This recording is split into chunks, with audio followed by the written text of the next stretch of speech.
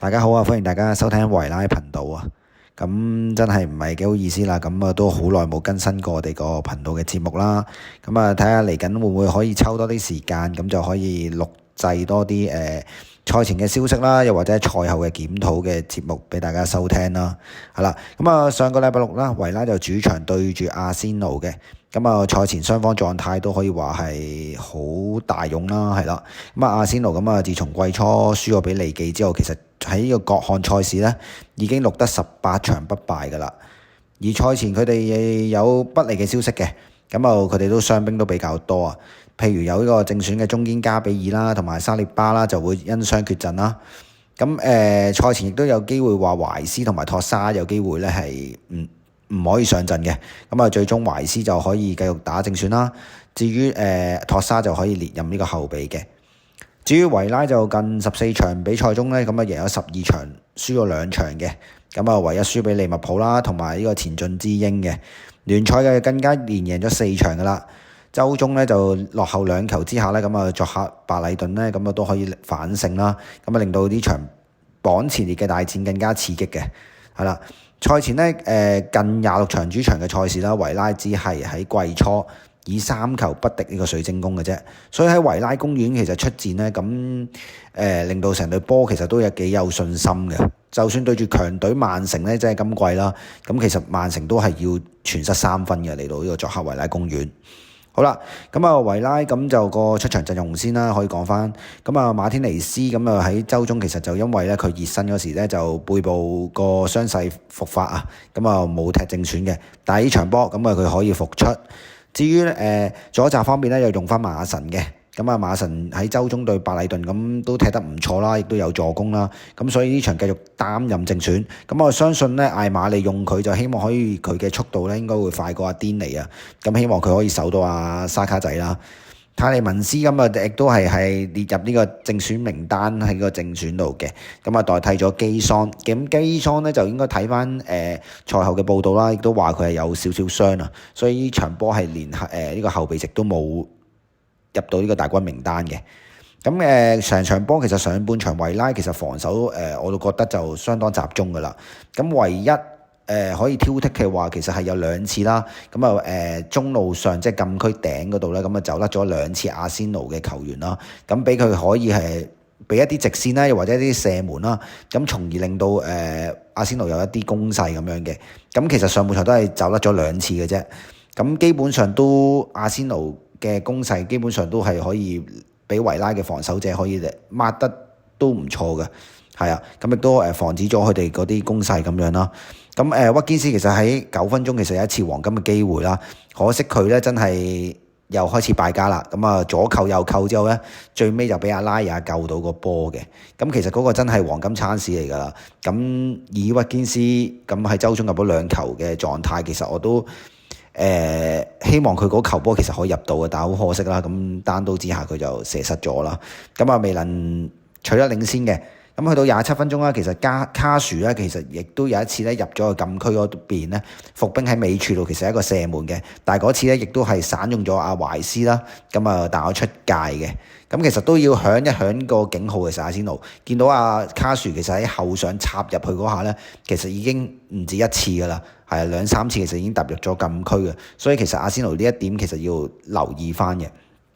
亦都去到36分鐘啦，托里斯嘅傳中啦，阿仙奴嘅球員咧善後咗個波，卡殊就喺尾處度埋伏咗喺度啦，佢就壓贏咗艾斯嘅，艾斯就好明顯嗰下就失咗位噶啦，再加上佢都冇睇點解卡殊會攝咗入去嘅，俾卡殊咁啊攝咗入去就快腳射入，仲要通埋阿拉亞嘅大細入網，為維拉又打開咗幾個紀錄嘅。其實維拉領先咗之後咧，其實就雙方都冇乜太大嘅攻勢啦。去到補時階段，其實羅渣士呢嗰下咧，大家都唔知記唔記得啦。佢有一下咧，其實係喺個邊線嗰度咧，其實喺度左扭右扭扭過咗幾個阿仙奴嘅球員嘅，搞到都阿賓偉治其實都幾狼狽嘅。真係阿羅渣士真係上力咯，開始係啦，真係超勁。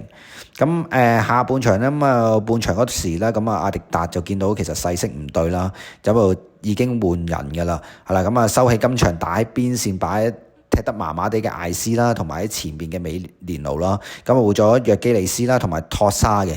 咁賽前其實我都講，成隊阿仙奴我最驚托沙。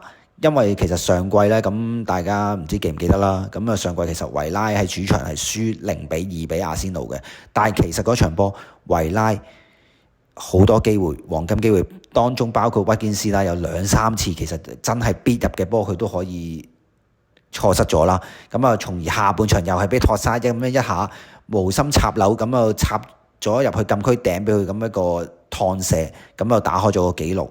咁所以其實我都幾驚托沙呢場波又嚟搞個維拉嘅，係啦。咁佢換咗入嚟之後，其實阿仙奴成隊波真係壓住維拉嚟打嘅。初頭嗰5至10分鐘啦，係啦。咁啊壓到維拉都幾有啲亂嘅，其實自己嘅中後場其實就箍唔到個波啦。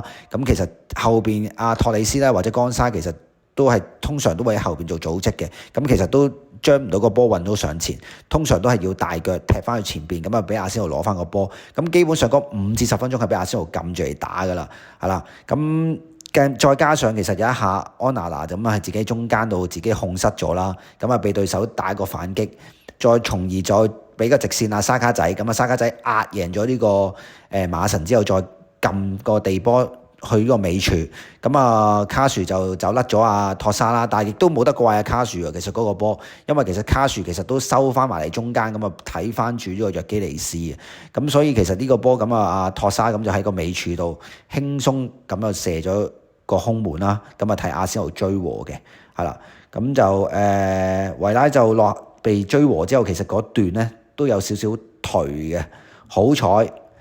艾馬利再出咗一啲調動啦，或者去穩定咗個軍心啦，係啦，咁就喺75分鐘啦，咁就亦都收起咗呢個安娜拿啦，咁啊同埋麥堅啦，咁啊換入咗呢個保加迪同埋山曹嘅。咁其實你收安娜拿好明顯都啱嘅，因為其實你有睇到嗰場波，即係安娜拿嗰個失誤之後，其實佢有少少跌鑊嘅，好明顯。係啦，咁亦都可能因為嗰個失球而導致佢個信心下跌，係啦。咁我見到佢其實有幾下之後咧，都係追人追慢咗嘅。咁所以嗰個調動係好適宜啦。咁啊換翻保加迪入嚟頂翻佢個位，係啦。咁啊再收起翻麥堅啦。咁麥堅可能都即係撲咗成場啦。咁啊換下山曹入嚟睇下可唔可以喺前面再搏一搏咁樣啦。咁啊其實之後馬倫都有一個黃金機會嘅，可惜嗰個閘位嗰個射門啦，僅出界啦。咁啊未能替維拉可以再反先啦。咁去到80零分鐘，其實維拉都企翻穩個陣腳㗎啦，咁開始阿仙奴都冇乜太大嘅攻勢嘅。咁其實嗰段咧，最後嗰10分鐘咧，咁維拉都有一個黃金機會嘅。咁阿維拉啦，咁啊其實就喺邊線度咧出個地波啦。